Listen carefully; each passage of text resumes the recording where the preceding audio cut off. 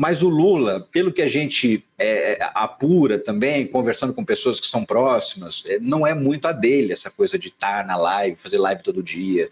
Ele acha que não é uma característica dele. E nós também fomos dizer para o Sidônio que, olha, sendo ou não sendo característica dele, ele tem que fazer.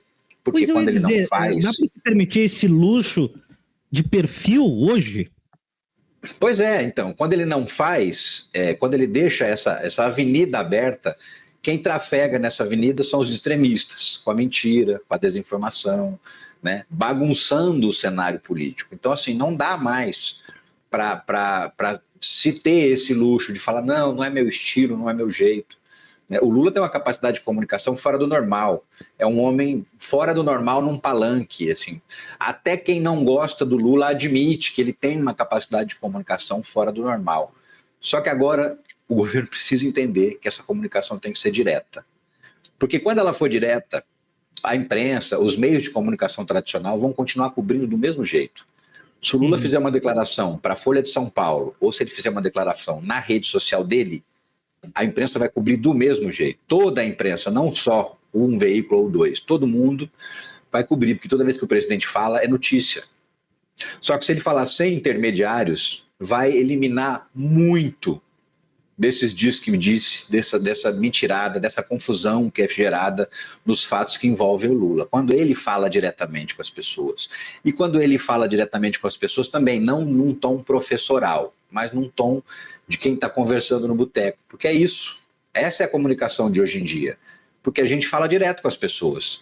Aquela especialização que o jornalista fez quando fez faculdade, justamente para traduzir o politiquês, aquela linguagem, né, rocambolesca, para uma linguagem simples, esse tradutor ele é desnecessário hoje em dia.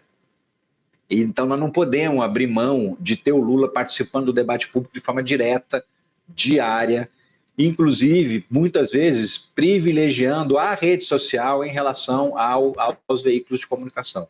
A Universidade Federal de Minas Gerais tem o LabFake, que é o laboratório de fake news também, que é muito mais focado em fake news, em mentiras que são disseminadas nos aplicativos de mensagem e nas redes sociais, e que fornece, eu lembro que quando eu trabalhava na Globo em Belo Horizonte, na época da pandemia, a gente usava o laboratório de fake news da UFMG para disseminar verdades em cima de fake news relacionadas à pandemia. E aí, então, para saber e entrar no dia certo, porque não adianta, fake news você tem que entrar no dia que ela está sendo debatida. Se passar 2, 3 dias, o desmentido já não tem mais o mesmo efeito. Então, a gente usava essa ferramenta, a gente tinha uma senha, e essa senha a gente acessava e conseguia produzir relatórios sobre o que estão mentindo hoje sobre determinado assunto. E a partir daí a nossa redação preparava reportagens para poder desmentir, né, fazer esses desmentidos e corrigir as informações. Então, assim, esse tipo de ferramenta ela existe, ela está disponível, ela precisa ser utilizada em tempo real pelo governo, em tempo real por pessoas como nós. Por quê? Porque esse relatório ele era público. Qualquer jornalista tinha acesso, que quisesse tinha acesso, recebia uma senha, e com essa senha ele acessava o sistema e acessava o relatório. E não é jornalista de esquerda, de direita, de centro, não, era todo mundo. Era realmente um serviço de utilidade pública para estabelecimento da verdade. Então nós fomos levar esse tipo de informação para o Sidônio e dizer, olha, nós precisamos ter uma ação mais rápida, e dentro disso, aquilo que a gente conversou no começo aqui, sobre a descredibilização dos veículos de comunicação. Né, sobre a necessidade desse contato direto com o governante. O Lula, ele ainda fala para intermediários.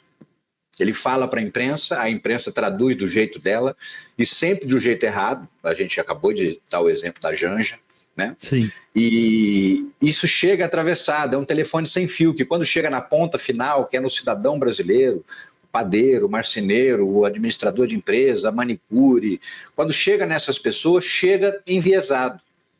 Quando uma comunicação direta, ou por meio de lives diárias, ou por meio de vídeos que sejam publicados, que desmintam fake news, sabe? É preciso que o Lula desça do pedestal de professor, que era assim que funcionava no primeiro, no segundo mandato dele, quando a imprensa tradicional ainda dominava o debate público, né? Não funciona mais. As pessoas não querem mais aquele tom professoral, As pessoas não querem mais ficar sabendo das coisas por meio de intermediários, elas querem saber das coisas da boca do Lula. Elas querem que o Lula explique o que está acontecendo com o INSS, o que está acontecendo com o PIX, o que está acontecendo com essas viagens dele para a China, para a Rússia, o que ele está indo conversar com o Putin, com o Xi Jinping. E ele precisa participar desse debate. Nós levamos, inclusive, o exemplo muito bem sucedido do México, né, que começou com López Obrador, que fazia lives diárias logo de manhã, e isso passou adiante para a Cláudia Sheinbaum, que é a atual presidente do México, né? Inclusive, a gente levou modelos, porque eles têm lá uma vinhetinha para o dia da fake news, qual é a fake news do dia, qual é a mentira que tem que ser desmentida naquele momento, né? Existe todo um ferramental que faz com que o governo mexicano, que é um governo progressista num país conservador, machista, patriarcal, corrupto, das instituições tão ou mais corrompidas do que as instituições brasileiras, apesar disso, tenha elegido uma mulher judia e de esquerda para a presidência da República, e ela está com 85% de popularidade, apesar dessas características do México. Ou seja, a gente precisa olhar para o exemplo do México, o exemplo de comunicação do governo mexicano, e tentar adaptar ao nosso jeito alguma coisa dali, aproveitar alguma coisa dali, porque está funcionando muito bem lá. Porque ao privilegiar a rede social, ele está privilegiando essa comunicação direta. Ele fala direto para o cidadão. Isso vai dar muito menos margem a qualquer tipo de confusão, a qualquer tipo de mal entendido que muitas vezes a gente vê na imprensa tradicional. Tira o filtro também, né? Não deixa que a coisa seja envelopada com aquilo que quer que se diga, né? É o que está dito e o que está recebido, né? E o que está dito e o que está recebido tem menos boi na linha, né? Exatamente. O Sidônio, eu tenho percebido que ele está numa estratégia de colocar o máximo de pessoas possível falando pelo governo, colocar bastante ministro dando entrevista, fazendo pronunciamento, explicando. É uma forma de fazer o governo ser mais presente na vida das pessoas? Sim, só que ninguém tem a mesma capacidade de comunicação, de mobilização que o Lula. Ninguém tem, né? Mesmo assim, o presidente, mesmo que não fosse o Lula, tá? O presidente, ele sempre terá uma capacidade de mobilização maior do que o seu ministro. Sendo esse presidente o Lula, que a gente sabe da capacidade comunicacional que ele tem, muito mais. Então, assim, ajuda a colocar essas pessoas falando, ajuda a colocar o presidente do INSS dando entrevista, esclarecendo o rombo dos aposentados, ajuda, mas não vai ser suficiente se o Lula não estiver demonstrando para o cidadão brasileiro que ele está com a rédea na mão, conduzindo essa carruagem, que é o Brasil. Ele precisa mostrar, olha, determinei isso, fiz aquilo, falei para o fulano fazer tal coisa, eu estou com as rédeas na mão, estou conduzindo. Ele precisa demonstrar isso. Porque o fato dele exercer o papel de presidente da República não significa que o cidadão governa. Olha o exemplo do Bolsonaro, que ficou 4 anos presidente e não governou um dia. O Centrão governou os 4 anos. O Arthur Lira governou o Brasil durante a maior parte do tempo do mandato do Bolsonaro, enquanto ele ficava passeando de jet ski. Então, estar no cargo não significa estar no comando hoje em dia. O Lula precisa demonstrar que ele está no comando para o cidadão conseguir ouvir e confiar no que ele está falando. Muito bom, muito bom. Ricardo, para a gente fechar o nosso papo de hoje, uma postagem do presidente Lula de alguns minutinhos atrás, 7 minutos atrás, e é muito importante que o presidente dê um tônus, uma atenção especial para a pauta da Palestina também, e ele coloca na sua rede o seguinte: a morte de 9 dos 10 filhos da médica palestina Ala al-Najjar, como consequência de ataque aéreo do governo de Israel na faixa de Gaza no sábado, é mais um ato vergonhoso e covarde. Seu único filho sobrevivente e seu marido, também médico, seguem internados em estado crítico. Esse episódio simboliza em todas as suas dimensões a crueldade e desumanidade de um conflito que opõe um Estado fortemente armado contra a população civil indefesa, vitimando diariamente mulheres e crianças inocentes. Já não se trata de direito de defesa, combater o terrorismo ou buscar a libertação dos reféns em poder do Hamas. O que vemos em Gaza hoje é vingança. O único objetivo da atual fase desse genocídio é privar os palestinos das condições mínimas de vida, com vistas a expulsá-los de seu legítimo território. Finalmente, o presidente Lula sobe o tom, né, com a situação envolvendo o cerco e genocídio de Israel. É óbvio que a CONIB daqui a alguns minutos deve acusar o presidente de antissemitismo, como tem feito, né? O Pazuello vai tentar acelerar a lei da mordaça que está tentando passar no Congresso como uma legislação que pecha de antissemitismo toda e qualquer declaração a respeito do povo israelense, das questões judaicas. E, né, para o meu desespero, outro dia eu fazia uma live com a Rose Martins, analista internacional, e a Rose se comprometeu e eu me comprometi também de ver quais os senadores do PT votaram e da esquerda, mas eu ainda não consegui parar para fazer, Ricardo. Mas não sei se você soube, mas na última semana tivemos aprovado no Senado o Dia da Amizade Brasil-Israel. Foi aprovado no Senado por unanimidade. Por unanimidade, ou seja, o campo progressista votou nesse Frankenstein aí. Mas finalmente o presidente Lula vai no nervo. Queria te ouvir um pouco sobre isso para a gente fechar o nosso papo de hoje, Ricardo. Claro. Olha, eu não considero que nem tenha sido um erro a aprovação desse Dia da Amizade entre Brasil e Israel. Por quê? Porque, de fato, o povo de Israel, o cidadão israelense, não é o problema.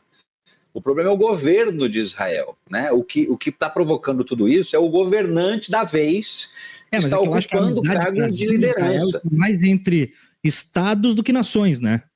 Exatamente, né? Então, assim, não existe um problema em relação ao povo israelense, em relação ao Estado de Israel, existe um problema em relação ao seu governante da vez, né? Uhum. Então, eu acho até que não é um erro. Eu acho que seria difícil explicar justamente o argumento de que não é antissemita se você sequer vota favoravelmente a uma moção e chega a ser inocente, assim, vai mudar o quê? De novo, vai mudar o quê na nossa vida? Agora tem o Dia de Amizade Brasil-Israel, muda o quê na sua vida? Nada, absolutamente nada, né? Não vou comprar um bife a mais nem a menos no final da semana por causa disso. Mas sinalizar contrariamente poderia sim transmitir uma ideia de antissemitismo, que é justamente o argumento que eles gostam muito de usar. Então não vejo exatamente um problema nisso. Agora, de novo, o Lula fez essa manifestação muito feliz, mas ainda assim seria muito melhor se ele tivesse falado, se ele tivesse aparecido num vídeo, falando exatamente todas essas coisas que ele falou e acrescentando justamente que o problema não é o povo de Israel, o problema é o governante de Israel. Nós temos em Israel hoje uma espécie de Bolsonaro governando o país, um similar ao Bolsonaro, né? Então, assim, você imagina se há alguns anos atrás todos os brasileiros fossem condenados por conta das barbaridades que Bolsonaro fazia no governo do Brasil. Né? A mesma coisa vale para israelenses. Muitos israelenses não concordam com o governo que tem, muitos israelenses estão indo para a rua para protestar contra o governo que tem, e essas pessoas precisam ser respeitadas porque elas estão meio que do nosso lado, do mesmo lado que as pessoas minimamente razoáveis, né? Que não praticam genocídio, como é o caso do governo especificamente, e porque está empoderado em razão da existência de Donald Trump também. Já vinha empoderado por Biden e está muito mais agora com Donald Trump. A gente está vendo aí pesquisadores sendo expulsos dos Estados Unidos por criticar a política americana em razão à Palestina, né? Então, perseguição pura e simples, censura pura e simples, do pensamento diferente. Então, assim, é uma ditadura funcionando na prática, só não podemos chamar de ditadura o governo norte-americano porque não acabou os 4 anos ainda e ele não continuou. Né, para a gente já poder chamar de ditadura. Ele ainda está no prazo do mandato dele, mas do ponto de vista das ações, são todas ações de uma ditadura. E o Lula poderia sim ter aproveitado para sinalizar isso de uma forma um pouco mais clara, porque quando ele escreve no Twitter, mais uma vez, ele está falando para um público seleto, para uma bolha fechada, uma bolha de pensadores, uma bolha acadêmica, muitas vezes, que acha que reflete o sentimento da nação, mas não passa nem perto disso, Thiago. Nem perto de saber o que o brasileiro de verdade sente. Então, falar no Twitter é pouco.